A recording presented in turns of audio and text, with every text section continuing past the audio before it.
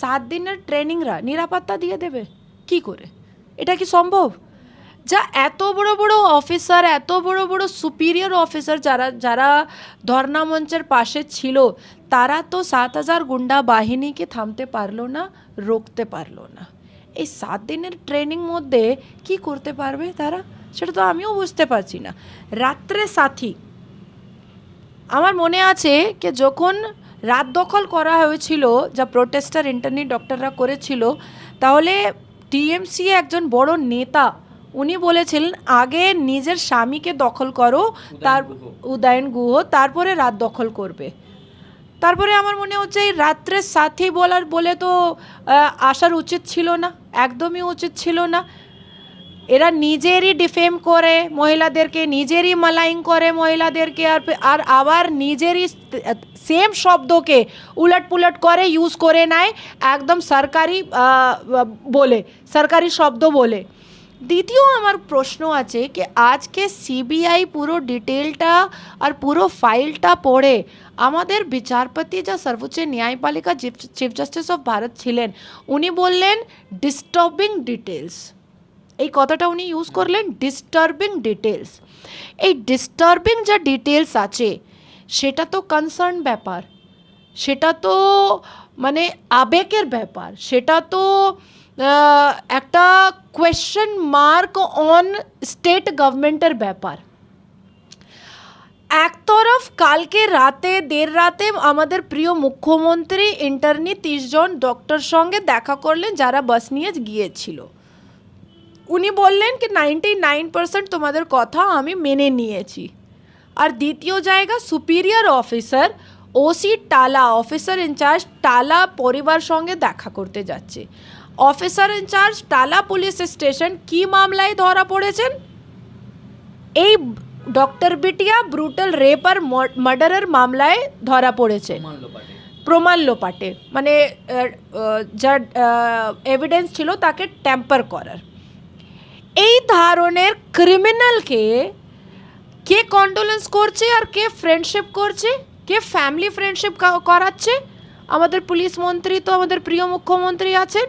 আর কি করে সুপিরিয়র অফিসাররা একজন মানে অ্যাকিউজড একজন যা ধরা পড়েছে তার আসামির ঘরে চলে গেল? কেন প্রোটেস্টার এই মাথায় আসবে না कि আজকে যদি অফিসার ইনচার্জ টালা যা ছিলেন, যা ধরা পড়েছেন সিবিআই হাতে, তার বাড়িতে যদি যেতে পারে পুলিশ সুপিরিয়র পুলিশ অফিসাররা, তাহলে সঞ্জয় যা প্রাইম অ্যাকিউজ যা বলাৎকার করেছে তার বাড়িতেও যেতে পারে। কেন যেতে পারে? ও তো সিভিক পুলিশ ছিল, ও তো কমিশনার নামে বাইক ব্যবহার করতো, ওর শার্টের উপরে তো সিভিক পুলিশ ব্যাচ ছিল, ওর পাশে তো অনেক পাওয়ার আর অথরিটি ছিল। মানে 2 দিন 4 দিন 5 দিন আগে প্রোটেস্টটা শেষ হবার পর বড় বড় সুপিরিয়র অফিসার সঞ্জয় বাড়িতে চলে যাবে সহানুভূতি করার জন্যে, ওকে মানে দিলাসা দেওয়ার জন্যে কি আমরা তোমার পাশে আছি, আমরা তোমার সঙ্গে আছি। এটা তো স্বীকার করতে পারবে না, একদমই করতে পারবে না। যা ধরনের সন্দীপ ঘোষ যখন রিজাইন করলো এই মামলার উপরে নিজেরকে বাঁচানোর জন্যে, একদম ইমিডিয়েট আমাদের প্রিয় মুখ্যমন্ত্রী ওনাকে একটা ক্রিমিশ জায়গা বসিয়ে দিয়েছিলেন। তারপর আবার প্রোটেস্ট হলো, অনেক তুলপাড় হলো, অনেক ভয়েস রেজ হলো, অনেক স্লোগান হলো, তারপরে ও অ্যারেস্টই হয়ে গেল। আবার সেম কাজটা আজকে করে দিলেন আমাদের প্রিয় দিদিমণি মুখ্যমন্ত্রী।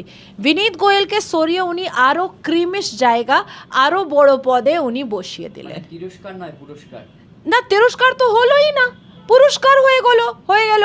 যা ভাবে সন্দীপ ঘোষ সঙ্গে হলো তাই ভাবে হলো।